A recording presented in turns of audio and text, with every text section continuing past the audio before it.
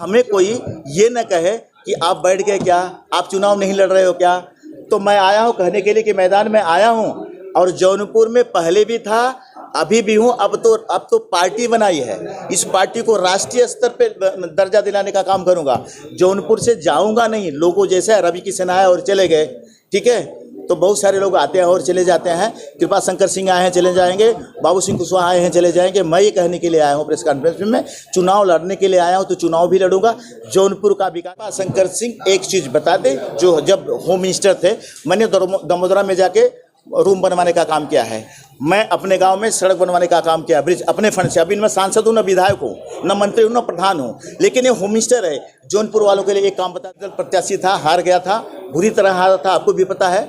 मैं तब से नहीं गया हूँ, अब क्या जाऊँगा। अब तो मैंने पार्टी बनाई है, अब तो मैं किसी के पीछे नहीं दौड़ूंगा। मुझे टिकट चाहिए, मेरा खुद की पार्टी, खुद का टिकट। जौनपुर को पहले विकास करूँगा, फिर देश का विकास करूंगा। पहले जौनपुर का विकास क्रांति पार्टी के राष्ट्रीय अध्यक्ष अशोक सिंह ने कहा कि हमारी पार्टी की जीत का खाता खुल गया है। कर्नाटक के हमारे एक प्रत्याशी की बगैर चुनाव लड़े ही जीत हो गई है। ऐसे में एक सांसद हमारी पार्टी का बनने जा रहा है। उन्होंने कहा कि समाज विकास क्रांति पार्टी की सरकार आएगी तो देश में विकास की तस्वीर कुछ और होगी। उन्होंने कहा कि हम न तो नोटबंदी करेंगे, न तो किसी तरीके से जनता को तकलीफ पहुंचाने का काम करेंगे, बल्कि हम सीधे तौर पर भ्रष्टाचार को जड़ से उखाड़ फेंकने का काम करेंगे। वह गुरुवार को नगर के एक होटल में पत्रकारों से बातचीत कर रहे थे। उन्होंने कहा कि मैं किसान का बेटा हूं, इसलिए गन्ना किसान चुनाव चिन्ह लेकर मैदान में आया हूं। हमारी सरकार किसानों के लिए बहुत सी योजनाएं लेकर आएगी।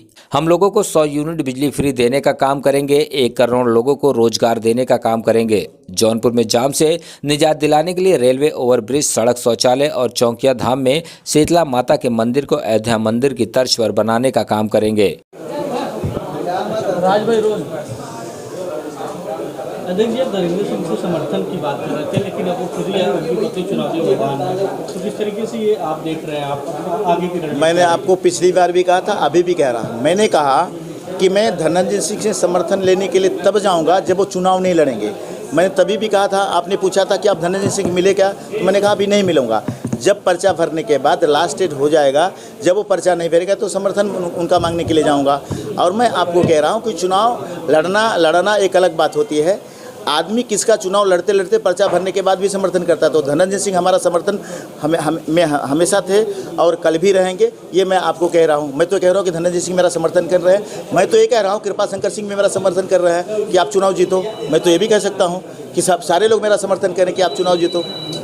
अभी बसपा में आपके साथी थे बाबू सिंह कुशवाहा, सामने चुनाव लड़ रहे हैं। घोटालेबाज, एक नंबर के घोटालेबाज हैं। बसपा में रह के, बसपा की सरकार में रह के इतने घोटाला किए हैं कि बसपा से निकाले गए। बसपा से निकाले गए, अब कैसे बताओ किस तरह से निकाले गए, धक्के दे के निकाले गए। और आज आए हैं गठबंधन में। किसके गठबंधन में आए हैं आपको पता है, सपा और कांग्रेस के गठबंधन में आए हैं, ठीक है। तो आपको अब मेरे से पूछने की ज़रूरत ही नहीं है।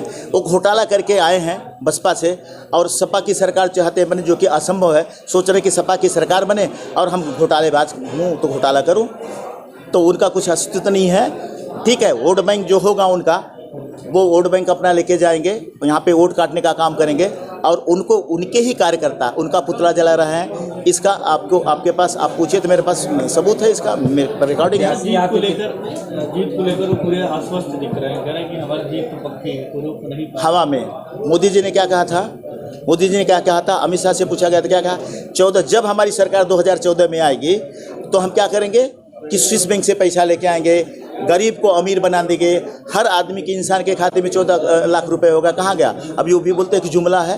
तो 2014 में भी सरकार आई, 2019 में सरकार आई। बार बार वो चीज़ें नहीं होती है, बार बार लोग आपको आजमाते नहीं हैं। अब आप 400 नहीं 40 रखना आपको मुश्किल हो जाएगा। जाति समीकरण कैसे साल हम तो, मैं तो वही तो कह रहा हूँ, हमारे ऊपर ठप्पा नहीं है, हम इनके अनुयायी हैं। भगवान श्री रामचंद्र जी ने हमको सिखाया था कि अगर आप राजा बनने का काम करते हो, अगर आप नेता बनने का काम करते हो, अगर आप अगुवाई करते हो, तो इसमें मत देखो कि अमीर कौन है, गरीब कौन है, किस जाति का, किस धर्म का है। सबरी का बेर खाने का काम भगवान श्री रामचंद्र ने कहा था। मैं क्षत्रिय हूँ, हमारे साथ हर जाति हर समाज के लोग हैं, कोई जाति समीकरण की बात नहीं है। आज कॉन्फ्रेंस करने का क्या आपका, इसके पहले भी आप कई बार कॉन्फ्रेंस कर चुके हैं। आज कॉन्फ्रेंस करने का काम एक था, एक तो जो चीज़ों को बताना था कर्नाटक और उसकी बात बताना था। तीसरा सबसे अहम मुद्दा था, कुछ लोगों ने मुझे कहा, जैसे अभी पत्रकार महोदय ने हमसे सवाल किया कि आपने कहा था धनंजय जी का समर्थन, अभी उनकी पत्नी भी आ गई हैं, कुशवाहा भी आ गए हैं, तो हमें कोई ये न कहे कि आप बैठ गए क्या, आप चुनाव नहीं लड़ रहे हो क्या। तो मैं आया हूँ कहने के लिए कि मैदान में आया हूँ, और जौनपुर में पहले भी था, अभी भी हूँ। अब तो पार्टी बनाई है, इस पार्टी को राष्ट्रीय स्तर पे दर्जा दिलाने का काम करूँगा। जौनपुर से जाऊँगा नहीं, लोगों जैसे रवि किशन आए और चले गए, ठीक है, तो बहुत सारे लोग आते हैं और चले जाते हैं। कृपा शंकर सिंह आए हैं, चले जाएंगे, बाबू सिंह कुशवाहा आए हैं, चले जाएंगे। मैं ये कहने के लिए आया हूँ प्रेस कॉन्फ्रेंस में, मैं चुनाव लड़ने के लिए आया हूँ, तो चुनाव भी लड़ूंगा, जौनपुर का विकास करूंगा। मैं आपको पहले भी कहा था, अभी भी कह रहा हूँ कि 100 यूनिट अगर सांसद होता हूँ तो बिजली माफ़ करता हूँ जौनपुर के लिए।